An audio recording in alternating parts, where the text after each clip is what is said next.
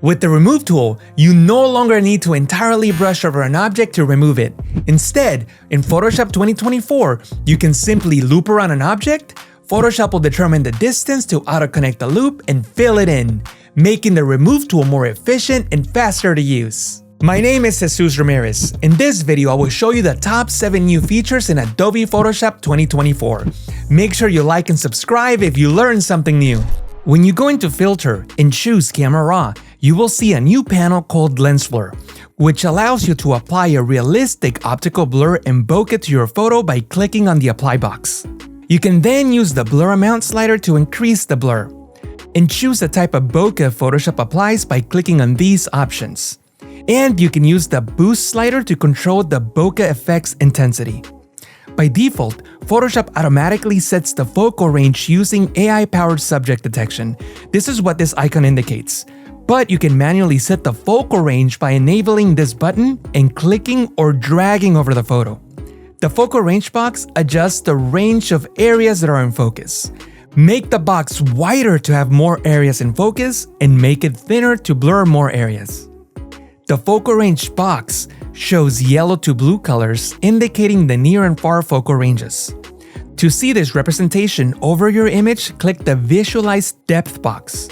This is the synthetic depth map Photoshop created. It uses this 3D depth estimation to apply the lens blur. Anything in yellow and warm is close to you, and anything blue or cool is reserved for things that are further away. When you adjust the focal range in this mode, a white overlay will appear indicating the areas that are currently in focus. If you need to adjust the depth map, click Refine to expand the focus and blur tools.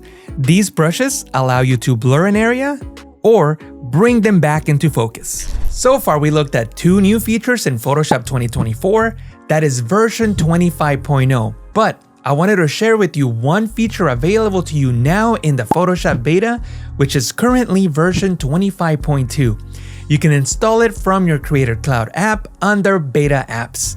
When you go into Filter, Parametric Filters, you will see a list of new incredible filters in Photoshop 2024. They include Oil Painting, Glitch, and Scratch Photo. These filters have an incredible set of options for total control and customization. I recommend going through the presets of each filter first to get a better idea of what they do. Then, use the corresponding controls to fine-tune the results.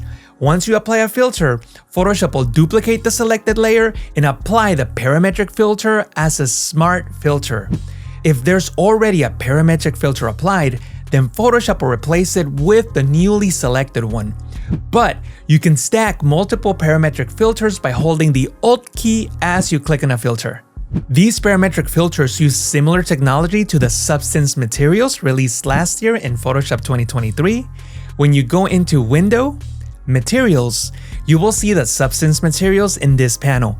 They have similar controls to the parametric filters. When you apply one, you will see that it also creates a parametric filter smart object layer. The Contextual Task Bar has new features and behaviors. First, the pin bar position option now works even after you restart Photoshop. You no longer will need to reapply the pin. Also, you will see new buttons and options when masking and cropping, including the Generative Expand feature, which we will look at in a moment. Photoshop 2024 is the first version of Photoshop where the generative AI technology is out of beta and available for commercial use. The Generative Fill allows you to create a selection over your image and use a text prompt in over 100 languages to fill in the area. Photoshop will automatically recognize the content of your image and it will attempt to match the lighting, perspective, and depth of your scene. The results are placed in this new Generative Fill layer. Notice the icon on the bottom right of the thumbnail. From the Properties panel, you can click on the variations to see which of the 3 gives you the best results. If you like, from here you can type a new prompt and generate something completely different. The Generative Fill layer keeps all variations. When you select one, you will see the prompt you used to generate that specific piece of content. Best of all, the Generative Fill works on all types of images, including illustrations and drawings. Another incredible generative AI feature in Adobe Photoshop 2024 is the Generative Expand. From the toolbar, click on the Crop tool. Then, in the options bar, choose Generative Expand from the dropdown. Now, whenever you use a crop tool and change the aspect ratio of a photo, like going from vertical to widescreen, Photoshop will use artificial intelligence to fill the transparent areas. And the results are mind-blowing. It's incredible how fast and accurate the generations are. And just to compare, here's the same image but using the old content-aware fill. The differences are night and day. There is no comparison. If you want to learn all about the Generative Expand and how you can apply it to video, make sure you check out my tutorial on extending backgrounds. The link is below in the description. Photoshop 2024 will automatically add content credentials to the metadata on images you generate using Generative Fill and Generative Expand. This is to help prevent the spread of misinformation online and to provide transparency on who created an image. To control what information will be shared, you can go into Window, Content Credentials. From this panel, click on the blue Enable Content Credentials button. This is the information that will be shared. You have to include generative AI information, but you can disable other things like social media or the edits you made. To see how all this information will be displayed, you can click on the preview button. This window shows the content credentials for this image. Also, if you would like to see the content credentials of any file, you can go into contentcredentials.org/verify. Then upload any photo.